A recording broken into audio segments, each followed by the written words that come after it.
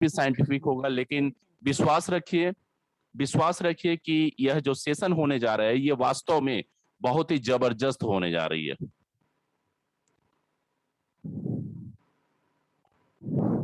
बहुत ही जबरदस्त होने जा रही है। सो क्या करेंगे हम लोग चलेंगे और आज की इस सेशन को देखने का प्रयास करते हैं कि क्या है यह सेशन और क्यों विशेष है।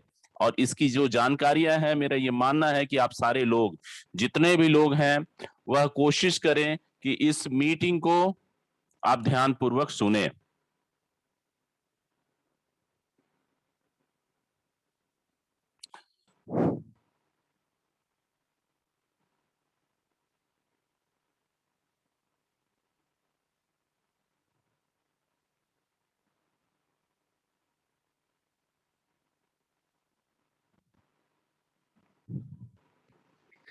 चलिए फ्रेंड्स, थोड़ी टेक्निकल डिस्टरबेंस हो रही थी, हम आगे बढ़ते हैं और आज की इस मीटिंग को आपके बीच में रखने का प्रयास करते हैं। कीवा की 4G quantum magnetic resonance analyser, ये आपकी स्क्रीन पे उपलब्ध है, ये आप देख सकते हैं।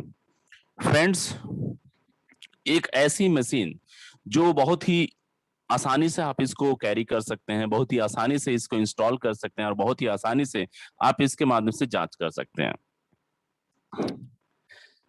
सैद्धांतिक आधार पे यह मशीन जो है, ये जो डिवाइस है, जैसा कि हमने कल भी आपको बताया था कि पूर्ण रूप से ये मैग्नेटिक रेजोनेंस एनालाइजर है। शरीर के चारों तरफ के मैग्नेटिक फील्ड को ये क्या करती है, मॉनिटर करती है। और 42 रिपोर्ट जो है महज 2 मिनटों में यह हम सबको उपलब्ध कराती हैं। 12 वर्ष से ज्यादा की उम्र के लोगों को इसकी फायदे हम उपलब्ध करा सकते हैं। 12 वर्ष से कम लोगों के लिए यह बहुत बेहतर नहीं मानी जाती, इसलिए हम आपको पहले ही इसके सचेत कर देते हैं।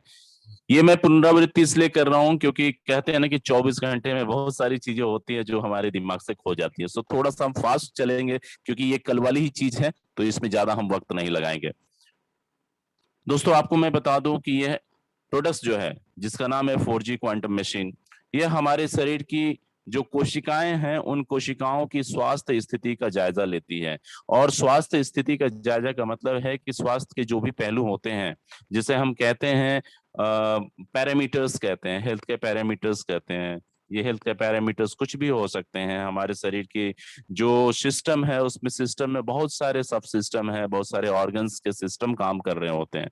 तो उसकी अलग अलग कोशिकाओं की जो स्वास्थ्य की पहलू होती हैं, उसका अंदाजा लगा करके हमें यह अपने भाषा में, कंप्यूटराइज्ड लैंग्वेज में उसका पता करती हैं और एक विश्लेषण के रूप में रिपोर्ट जनरेट करती हैं।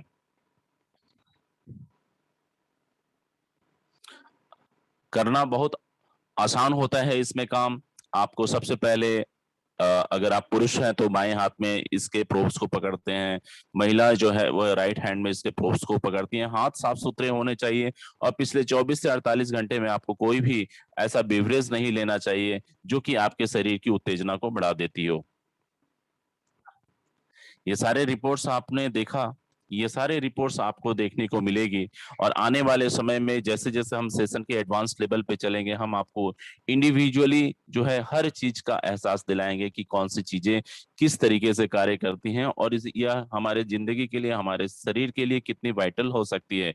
जैसे मिसाल के तौर पे अगर हम हृदय और मस्तिष्क वाहिनियों के बारे में बात करें, तो ये सारी ही चीजें हम आपको बताएंगे। और आपको सिर्फ बताएंगे नहीं, हम आपको दिखाएंगे भी स्क्रीन के माध्यम से, स्लाइड्स के माध्यम से। आपसे एक छोटी सी निवेदन है कि कोई भी व्यक्ति स्क्रीन पे ना लिखे, ठीक है? That looks very dirty.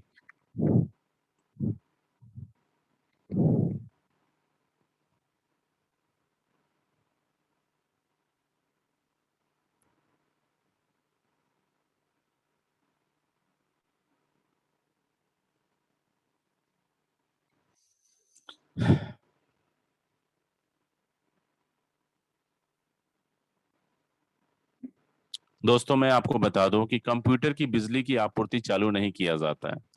इसका मतलब यह है कि आप सबसे पहले क्या करते हैं, अपने कंप्यूटर की स्थिति का जायजा लेते हैं, क्योंकि बहुत सारे कंप्यूटर्स में बहुत सारे एप्लीकेशंस होने की वजह से कभी कभी यह सॉफ्टवेयर रन नहीं करती। तो इसके लिए आपको कोशिश करना है कि डेस्कटॉप पे कम से कम एप्लीकेशन हो, और जब आप इसे इंस्टॉल कर रहे हो तो सारे एप्लीकेशन को आपको रोक देने चाहिए कुछ समय के लिए। अपने एंटीवायरस भी आपको इनएक्टिव कर देना चाहिए, ऑफ कर देना चाहिए, ताकि आपका सॉफ्टवेयर इंस्टॉल हो सके। जब चीजें इंस्टॉल हो जाती हैं, जब आपकी 4G की जो सॉफ्टवेयर है, प्रोग्राम जो है आपके लैपटॉप में, आपके डेस्कटॉप पे इंस्टॉल कर दी जाती हैं, तो यह सक्सेसफुली इंस्टॉलेशन की संकेत आती हैं। और उसके बाद आपको एक डैशबोर्ड आती है जहां पे आपको अपना नाम, आपको अपनी जेंडर और अपनी वेट और अपनी डेट ऑफ बर्थ लिखनी पड़ती है। याद रखिए कि इन सारी डिटेल्स को बिल्कुल सही तरीके से उपलब्ध कराना ये जरूरी होता है, ताकि आप बिल्कुल हाई एक्यूरेसी लेवल के साथ अपनी रिपोर्ट ले सके। अब अगर आपने अपनी डेट ऑफ बर्थ सही नहीं डाली, अगर जेंडर के जगह, पुरुष के जगह इस फीमेल सेलेक्ट कर लिया और फीमेल की जगह मेल सेलेक्ट कर लिया, वैसे तो ये जाहिर सी बात है कि ऐसा मुमकिन नहीं है, लेकिन अगर गलती हो जाती है तो मैं आपको पहले से ही बता दूं कि फिर रिपोर्ट अच्छी नहीं आएगी, रिपोर्ट का एक्यूरेसी लेवल जो है सही नहीं मानी जाएगी। इसके बाद बात करते हैं कि कंप्यूटर्स की जो वो इस 4G मशीन के साथ जो डिवाइस मिली हुई होती हैं, जो प्रोब्स जिसको कहते हैं, ये प्रोब्स जो है ये बिल्कुल साफ सुथरे कपड़े से पोंछ देना चाहिए, हाथ में थोड़ा सा भी नमी नहीं होना चाहिए, और उसके बाद बिल्कुल रिलैक्स करते हुए आप इसकी इस्तेमाल करें, इसकी जांच की शुरुआत करें। कुछ लोगों को ऐसा लगता है कि प्रोब्स को बहुत ज्यादा दबाने से एक्यूरेसी लेवल सही आ जाएगी। ऐसी कोई बात नहीं है। आपको प्रोब्स को ज्यादा दबाने की जरूरत नहीं, सिर्फ और सिर्फ आपका कोशिश ये है कि आपकी हथेलियां उस प्रोब्स को टच करें, बस इतना ही काफी होता है। दोस्तों अब चलिए हम important instructions for the testing purpose के लिहाज से मैं आपको बात करूं। इसकी स्क्रीनशॉट आपसे मैं चाहूंगा कि आप ले लीजिए, क्योंकि ये आपके काम आने वाली है। वाइन या कॉफी नहीं पीना है, कोई भी बिवरेज नहीं लेना है, कोई भी चीज का मतलब कोई भी चीज, चाहे हॉट ड्रिंक, चाहे कोल्ड ड्रिंक्स, चाहे दूध में घोल करके पीने वाली चीजें, कुछ भी नहीं लेनी है पिछले 24 से 48 घंटे के दौरान। इवन एक प्याली चाय भी नहीं पीनी है। 2 दिन परीक्षण से पहले नियमित रूप से जीवन शैली को आप नियमित करें। तात्पर्य यह है कि आप एकदम सामान्य जीवन जिए, कोई ज्यादा नॉनवेज खाना नहीं, कोई बहुत ज्यादा वर्जिश करना नहीं, भागदौड़ नहीं करनी, एकदम संतुलित जीवन जिए। इसके बाद अगर मान लीजिए आपको 5 बजे या फिर मान लीजिए 6 बजे जांच करवानी है, शाम के 6 बजे जांच करवानी है, तो जांच करवाने से पहले कम से कम जो है 2 से ढाई घंटा आप सो लीजिए। अगर आप भाग भाग करके आ रहे हैं और अचानक से ख्याल आया कि आपकी जांच करनी है, तो ये सही तरीका नहीं होता है जांच करने का। जांच करने से 2 ढाई घंटे पहले आप थोड़ा रेस्ट कर लीजिए। जब आप जांच की प्रक्रिया में शामिल हो तो आपको ढीले कपड़े पहनने चाहिए, शरीर पे कोई भी किस्म का मेटल्स नहीं होना चाहिए, मोबाइल नहीं होना चाहिए, और इस तरीके से आपको आगे बढ़ना होता है।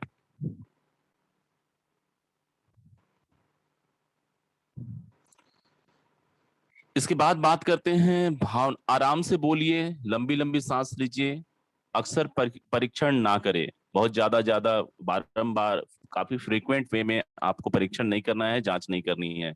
इसी क्रम में मैं आपको बता दूं कि आप अपने जूते, मोजे और कलाई पे जो बेंगल्स वगैरह आप लगवाते हैं, वो सारी चीजें आपको हटा देनी चाहिए। आपको मैं बता दूं कि महिलाएं जो विशेष करके अपनी पीरियड से होती हैं, उस दौरान जांच नहीं करनी चाहिए। महिलाएं जो प्रेगनेंसी की दौर में है, जांच नहीं करनी चाहिए। जो मेंटली आउट ऑफ ऑर्डर है, उनकी जांच नहीं हो सकती है। 12 साल से कम उम्र के लोगों की जांच नहीं करनी चाहिए, कोई विशेष एक्यूरेसी लेवल नहीं आती है। और ये मैं इसलिए कह रहा हूं क्योंकि 12 साल से कम उम्र के जो लोग होते हैं, ये वो लोग होते हैं जिनकी अभी जो ग्रोथ रेट है काफी रफ्तार में चलती है, और हमेशा हर घंटे हर पल उनकी रेट्स जो है वो बदलती रहती हैं। इसका एहसास होगा। अब दोस्तों आप, अब हम चलेंगे मुख्य धारा पे, बात करेंगे। आज सबसे पहली जो चीज है जिसके बारे में मैं आपसे बात करना चाहूंगा, ये हर पहलू का आज इंट्रोडक्शन होगा। कल हमने देखा 4G मशीन का इंट्रोडक्शन, जिसकी ओवरव्यू मैंने अभी जस्ट 5-7 मिनट में मैंने आपके साथ शेयर किया। अब आप आने वाले समय में जो 42 अलग अलग किस्म के पैरामीटर्स देखेंगे, उन तमाम पैरामीटर्स का आज परिचय मैं आपको दे रहा हूं। सो 2 दिन आपका परिचय में गया, और इसके बाद से जो सेशन होगी वो पूरी की पूरी हर हर टाइटल का हम ओपन हार्ट सर्जरी कर करके आपसे बात करेंगे। सो पहली जो चीजें आप लोग देखने जाएंगे वो है कार्डियोवास्कुलर सिस्टम। यह एहसास करने की जरूरत है, इसको समझने की जरूरत है कि शरीर का कितना जटिल संरचना है, शरीर में कितनी कॉम्प्लेक्स व्यवस्था है। आर्टरीज और वेन्स की जो चैनल्स है, ये आर्टरीज और वेन्स की चैनल काफी, मतलब ये समझ लीजिए कि बहुत ही ज्यादा ये चैनल्स जो है आपकी इंपॉर्टेंट है। और इस लिहाज से इंपॉर्टेंट है माय डियर फ्रेंड्स कि अगर हम इसकी व्यवस्था को ना समझे, अगर हम इसकी व्यवस्था को ना समझे तो बहुत सारे प्रॉब्लम्स जो है वो क्रिएट हो सकते हैं। हम जैसे जैसे अपनी जिंदगी जी रहे होते हैं, हम एजिंग की प्रक्रिया में रहते हैं। आपके शरीर की जो आर्टरीज है, आपके शरीर की जो वेन्स है, ये कईयों बार ऐसा होता है, कईयों बार का मतलब है कि मल्टीपल टाइम्स ऐसा होता है माय डियर फ्रेंड्स कि आप इन नेटवर्क थोड़ी डिस्टर्ब हो रही है तो बीच बीच में मुझे आप बताते रहिएगा कि क्या आप मेरी आवाज सुन पा रहे हैं, क्योंकि इसके पहले भी थोड़ी डिस्टरबेंस हो रही थी एक मीटिंग में। तो दोस्तों 1 लाख किलोमीटर की ये जो चैनल्स होती हैं, यह 1 लाख किलोमीटर की चैनल जिनसे हो करके रक्त संचार होता है, जिससे हो करके आपके शरीर को भोजन मिलती है, कैलोरीज मिलती हैं, और जिससे कि आपका शरीर का हर अंग जीवित रहता है। और ओके सर, ओके। सो कई बार ऐसा होता है कि हम इसका ख्याल नहीं करते हैं और धीरे धीरे हमारे शरीर की छोटी सी बीमारी जो है बहुत बड़ी बीमारी में बदल जाती है। दोस्तों आज से 10 साल पहले, 15 साल पहले angiography, bypass surgery, open heart surgery, ऐसी बीमारियों के नाम बहुत मुश्किल से सुनने को मिलता था। और मैं समझता हूँ कि समाज में कभी कभार किसी व्यक्ति को हो जाता था तो सबको पता चल जाता था कि फलाने व्यक्ति को बीमारी हुई है। लेकिन आज आपके घर पे, आपके घर के पड़ोस में इस तरह की के जो बीमारियां हैं, सबके घर पे उसने आक्रमण किया हुआ है। हर शरीर को उसने अपने शिकंजे में रखा हुआ है। आज हमारी सोच और हमारी एजुकेशन ऐसी होनी चाहिए कि शुरुआती चरण में ही हम इस तरह के संकेतों को समझ सके और उसका उचित निदान कर सके। दोस्तों ये जटिल संरचना आप देख सकते हैं, जो आपको मैं दिखाने का एहसास करा रहा हूँ। आने वाले सेशन में जिस दिन मैं कार्डियोवास्कुलर सिस्टम और सेरेब्रोवास्कुलर सिस्टम की बात करूंगा, आपको गहराई पे ले जाकर के बात करूंगा। जब मैं बात करता हूँ सेरेब्रोवास्कुलर सिस्टम, तो दोस्तों याद रखिए कि हमारे मस्तिष्क स्तर पे भी रक्त का संचार होता है। और आपकी जानकारी के लिए मैं बता दूं, पूरे शरीर में सबसे ज्यादा ब्लड की सप्लाई कहाँ होती है? तो दोस्तों सिर्फ और सिर्फ एक जगह होती है, और वो है ब्रेन में। ब्रेन में जाने वाली एक डेडिकेटेड चैनल्स है जो हमारे हृदय से निकल करके सीधा हमारे ब्रेन में जाती हैं, आपकी ब्लड की सप्लाई करने के लिए, ताकि आपका शरीर, ताकि आपका ब्रेन यह जीवित रहे, ताकि आप जागृत रहें, ताकि आप सचेत रहें, ताकि आप जिंदा रहें, ताकि आप जीवित रहें। दोस्तों ये जरूरी होता है, और वो इसलिए जरूरी है क्योंकि जिस दिन आपकी ब्रेन डेथ हो जाती है उस दिन आपका पुनर्जन्म हो जाता है।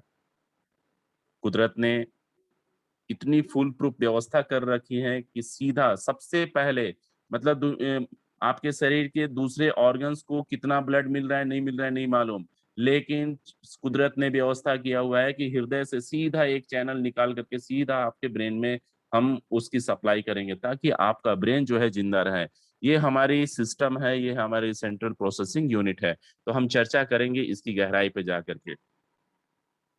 उसके बाद जो चीजें हैं, गैस्ट्रो इंटेस्टिनल फंक्शन, आप देख सकते होंगे कि गैस्ट्रो इंटेस्टिनल फंक्शन जो है वो कितनी ज्यादा वाइटल है, कितनी ज्यादा कॉम्प्लेक्स है। Right from the oral cavity till the anus, आप देखते हैं कि कितनी ज्यादा जटिल संरचना जो है यहाँ पे आपको देखने को मिल रही है। सलेवरी ग्लैंड्स हैं, पैरोटिड ग्लैंड्स है, सबलिंगुअल ग्लैंड्स है, एसोफेगस है, स्टोमैक है, पैनक्रियाज है, छोटी आंत है, बड़ी आंत है, रेक्टम है और एनस है।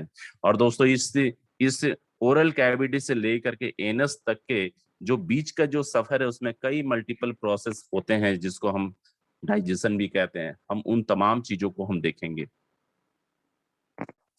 इसके बाद आपको देखने का मौका मिलेगा लिवर फंक्शंस। लिवर आप देख रहे हैं हमारा कितना जटिल संरचना है, सेकंड लार्जेस्ट ऑर्गन के रूप में। जी हाँ, सेकंड लार्जेस्ट ऑर्गन के रूप में यह जटिल संरचना हम सबों को कुदरती तौर पे मिली हुई है। लिवर के एक खासियत होती है कि लिवर अगर डैमेज हो जाए तो पुनः से जीवित हो जाती है, रीजनरेट हो जाती है। लेकिन एक बार गौर फरमाइए, स्क्रीन की तरफ ध्यान डालिए कि ईश्वर ने, विधाता ने कितनी बेहतरीन ऑर्गन की रचना की है, जहां कई किस्म के आर्टरीज और नर्व्स के साथ यह लिवर जो है अपना फंक्शंस जो है लगातार करते रहता है, और एक छोटी सी यूनिट जो है उसके साथ चिपकी हुई रहती है जिसको हम गॉल ब्लैडर कहते हैं। यह गॉल ब्लैडर की बात करें तो यह वह अंग है जिसके माध्यम से चर्बी का पाचन होता है। तो हम हर पहलुओं की बात करेंगे जिस दिन हम लिवर फंक्शन की हम कंप्लीट डिटेल्स पे जाएंगे। गॉल ब्लैडर फंक्शंस की अगर हम बात करें माय डियर फ्रेंड्स, तो गॉल ब्लैडर फंक्शंस में आपको लीवर, आपको right hepatic ducts, common bile ducts, ये सारी चीजों का आपको एहसास होगा। दोस्तों, गॉल ब्लैडर एक बहुत छोटी सी संरचना है, एक ऑर्गन है, लेकिन इसका रोल बहुत बड़ा है, क्योंकि यह लीवर द्वारा दी जाने वाली जो बाइल है, लीवर द्वारा जो बाइल सिक्रीट किए जाते हैं वह इसमें स्टोर्ड रहते हैं, और जब जब आपकी चर्बी की डाइजेशन की जरूरत पड़ती है, यह गॉल ब्लैडर श्रिंक करता है, सिकुड़ता है, और उसमें से फ्लूइड जो है वो बाहर आता है ताकि आपकी जो ऑयल्स हैं उसका पाचन किया जा सके।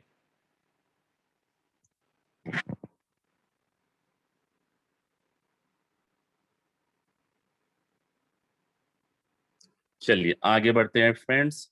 इसके बाद हम आपको एहसास दिलाना चाहते हैं, परिचय कराना चाहते हैं कि आने वाले समय में आपको पैनक्रियाटिक फंक्शंस के बारे में मैं आपको बताऊंगा। कई उसमें ऐसी जटिल संरचनाएं हैं जिसका एहसास आप कर रहे होंगे, जिससे आप स्क्रीन पे देख रहे होंगे।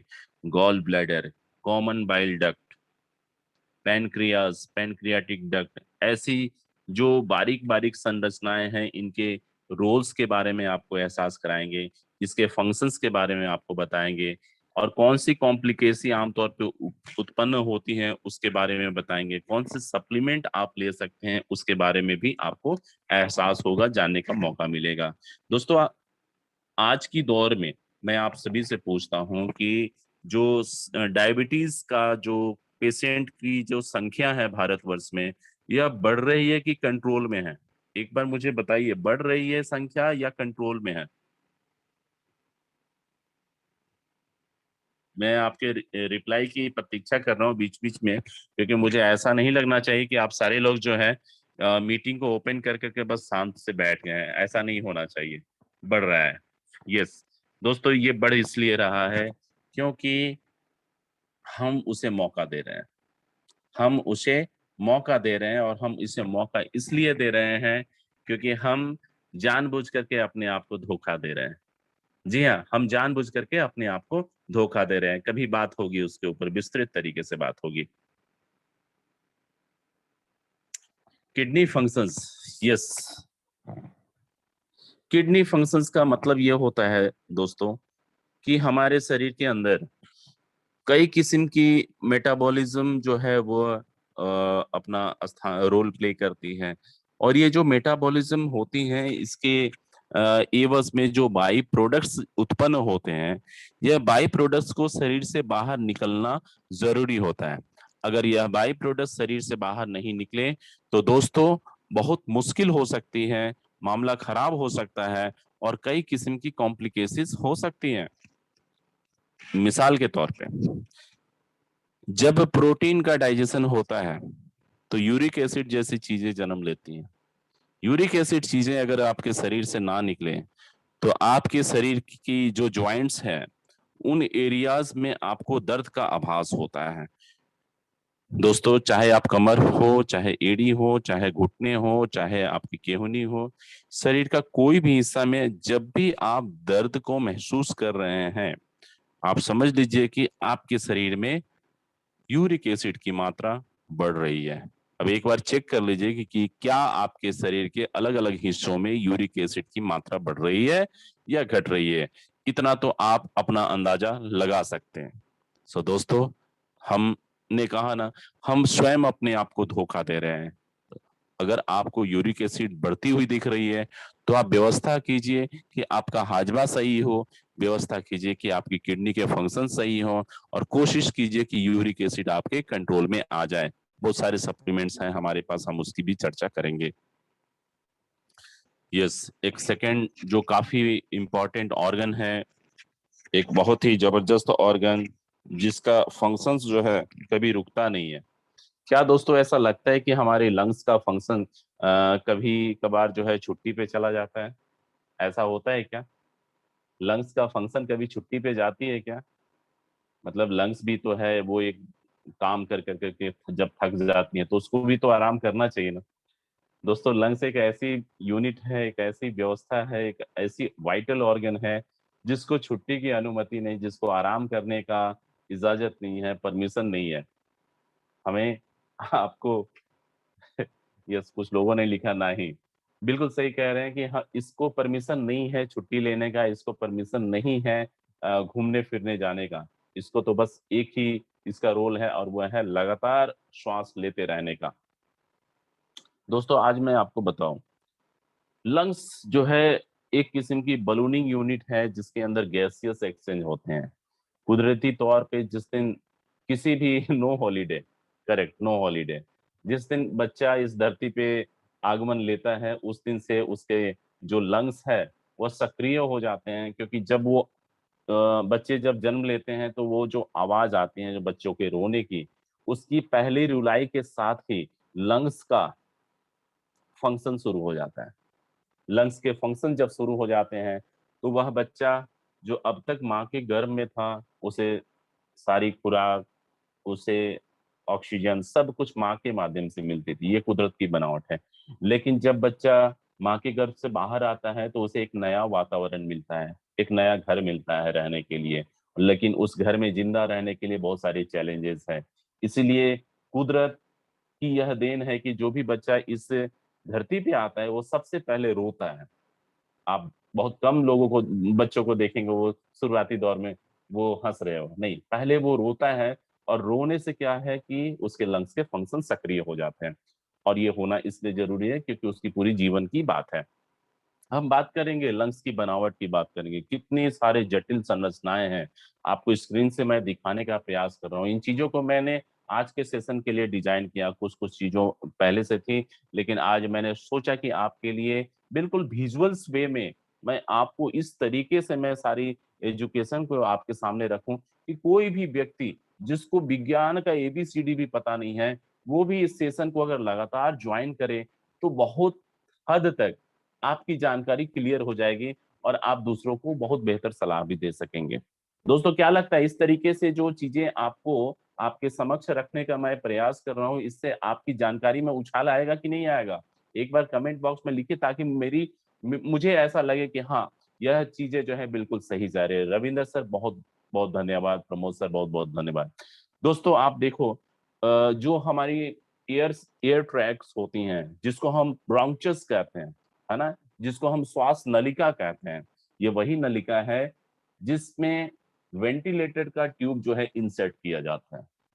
अब सोचिए कि कितनी जटिल जटिल चीजें हैं जो इस सेशन में कवर अप होने वाली हैं। ये वही एरिया है जहां पे वेंटिलेटर के ट्यूब्स को फिक्स किया जाता है और एक जो व्यक्ति सांस अपनी कुदरती तरीके से स्वतः ले नहीं पा रहा है, उसको वेंटिलेटर पर रख करके उसकी सांस उपलब्ध कराई जाती है, उसे ऑक्सीजन दिया जाता है ताकि उनके फंक्शंस जो है वो जारी रहे। कुदरती तौर से जो बनावट है हम उसका अवलोकन करेंगे, उसे जानने की कोशिश करेंगे। और जो सूक्ष्म स्तर पे जो कोशिकाएं हैं जिसको हम कैपिलरीज कहते हैं, और ये कैपिलरीज होते हैं छोटी छोटी बल्ब होते हैं, जैसे आपने अंगूर का गुच्छा देखा होगा।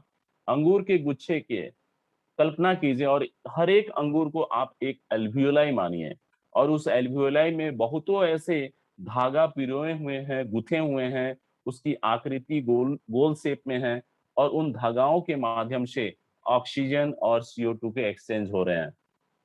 ऑक्सीजन और CO2 वहां पे एक्सचेंज होती हैं और उसके बाद ही उस ऑक्सीजनेटेड ब्लड को और डीऑक्सीजनेटेड ब्लड को हम क्या करते हैं, आगे पास ऑन करते हैं। हम आने वाले समय में बात करेंगे ब्रेन नर्व्स की। और दोस्तों, आज की तारीख में मेडिकल साइंस में सबसे ज्यादा महत्व हमारे न्यूरोलॉजिस्ट का है। जी हाँ, न्यूरोलॉजिस्ट, जो आपके मस्तिष्क विज्ञान की जो है वो चिकित्सा करते हैं, जो मस्तिष्क से जुड़े हुए रोगों के बारे में समझते हैं, जो उस रोग का निदान करते हैं। आज आने वाले समय में जैसे जैसे हम सेशन में आगे बढ़ेंगे, आपको ब्रेन नर्व्स के बारे में मैं बताऊंगा। दोस्तों, इस जानकारी को अगर आपने समझ लिया और उस रिपोर्ट को पढ़ना सीख लिया, आप आज की तारीख में जहां कहीं भी हैं, आप अपना स्टेटस लिख लीजिएगा और आने वाले 6 से 9 महीने का मॉनिटर कीजिएगा बिजनेस को कि कितना बेहतरीन तरीके से जंप आप मारने वाले हो। दोस्तों, हम बात करेंगे कि हमारी ब्रेन से जुड़ी हुई जो नर्व्स है वो किस तरीके से हमारी आंखों की रोशनी को प्रभावित करती हैं, किस तरीके से हमारे स्नाइडेरियन मेम्ब्रेन को प्रभावित करती हैं, हमारी सेंसेस को प्रभावित करती हैं। अब चलिए मैं आपको एक छोटा सा एग्जांपल के माध्यम से बताने की कोशिश करता हूँ। कितने लोग हैं जिनको कोरोना काल में हुआ था? एक बार कमेंट बॉक्स में लिख करके बताएं। कोई इसमें ताज्जुब की बात नहीं है। कितने लोग हैं जो चपेट में आए थे? चलिए मैं पहले बता देता हूँ, मैं चपेट में आया था, लेकिन बहुत सारे प्रोडक्ट्स अपने कीवा काइपो के पास खा पी करके मैं तंदुरुस्त हो गया, फिट हो गया। दोस्तों, जब कोविड के इन्फेक्शन होते हैं तो बहुतों सारे लोगों को जो सेंसेस हैं वो चली जाती हैं।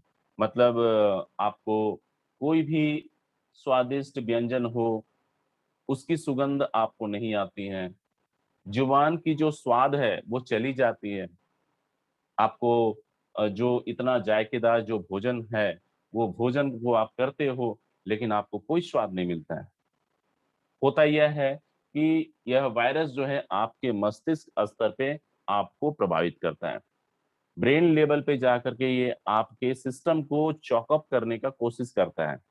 लेकिन heads off to all the doctors और मेडिकल एरा, चिकित्सा जगत में एक से एक धुरंधर हैं जिनके सलाह पे और सप्लीमेंट में वो ताकत है जिसका सेवन कर करके हम रिकवर हो सकते हैं। तो दोस्तों, आने वाले समय में मैं आपको बताऊंगा कि किस तरीके से जो हमारे सेंसेस हैं वो प्रभावित होती हैं, किस तरीके से आपका जो भोजन जब आप चबाते हो तो स्वतः आपने देखा होगा कि जब आप भोजन चबाते हो तो अपने आप आपका भोजन जो है डाइल्यूट होता जाता है। क्या आपने देखा कि कौन सी ऐसी चीज है भाई, आप तो ऐसा नहीं है कि गिलास हर रोटी के निवाले के साथ गिलास से पानी पी रहे हो, ऐसी बात तो है नहीं। लेकिन रोटी का सूखा निवाला जब आप मुंह में डालते हो, जब आप उसे चबाने लगते हो तो आपके सलाइवरी ग्लैंड से सलाइवा निकल करके रोटी को डाइल्यूट करते हैं। ऐसा होता है क्या? एक बार मुझे कमेंट बॉक्स में बीच बीच में लिखते रहिए। मैं ये इसलिए पूछते रहता हूँ, कहीं ऐसा नहीं है कि भाई लोग बिल्कुल जो शांत पड़ जाए, तो मेरी आदत है कि मैं बीच बीच में आप लोगों से पूछ लेता हूँ। यस महेश जी, बिल्कुल होता है और सबके साथ होता है। सो दोस्तों, आने वाले समय में हम पूरी गहराई पे जाकर के इसकी भी बात करेंगे। आ, इस yes yes, thank you thank you.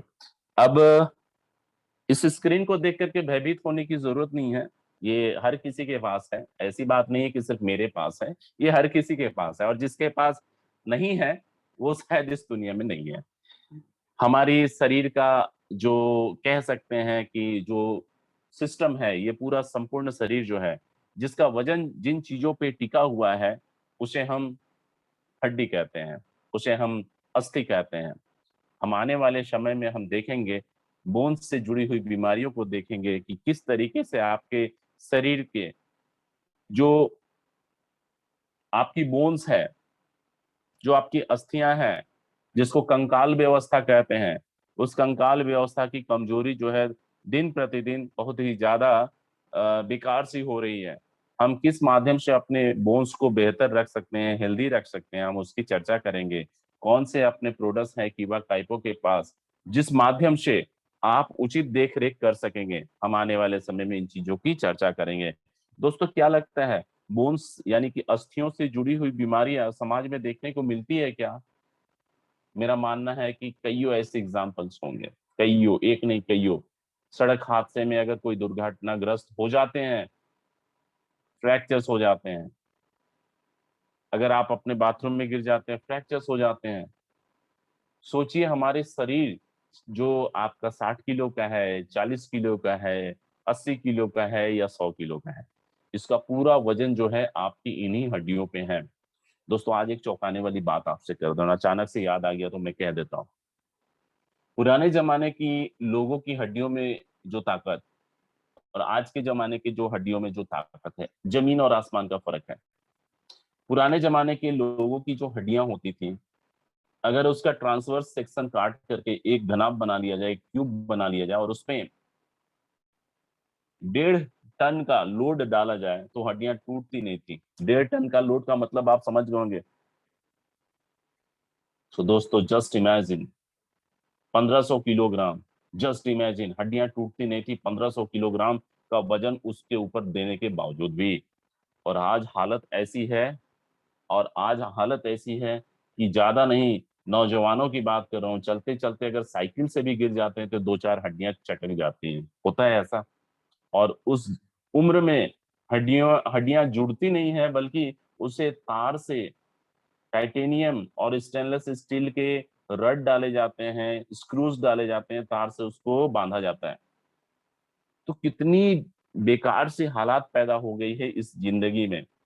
सो दोस्तों अभी भी कोई बहुत ज्यादा हम आगे नहीं आए हैं, वक्त है हम सबों के पास, हम अपने बारे में सोच सकते हैं। सो बोन्स की डिजीज से जुड़ी हुई बातें हम आपके साथ शेयर करेंगे। इसी क्रम में हम एक अलग पैरामीटर्स है जिसको हम कहते हैं बोन्स मिनरल्स डेंसिटी, मतलब अस्थियों के अंदर जो हड्डियों की जो डेंसिटी होनी चाहिए, वो डेंसिटी किन चीजों से प्रभावित होती है, कैसे आपकी हड्डियों में ताकत आती है, कैसे आपकी हड्डियां भुरभुरी हो जाती है, और एक वहीं पे कैसे आपकी हड्डियां इतनी मजबूत हो जाती हैं, हम उन चीजों के बारे में जानेंगे।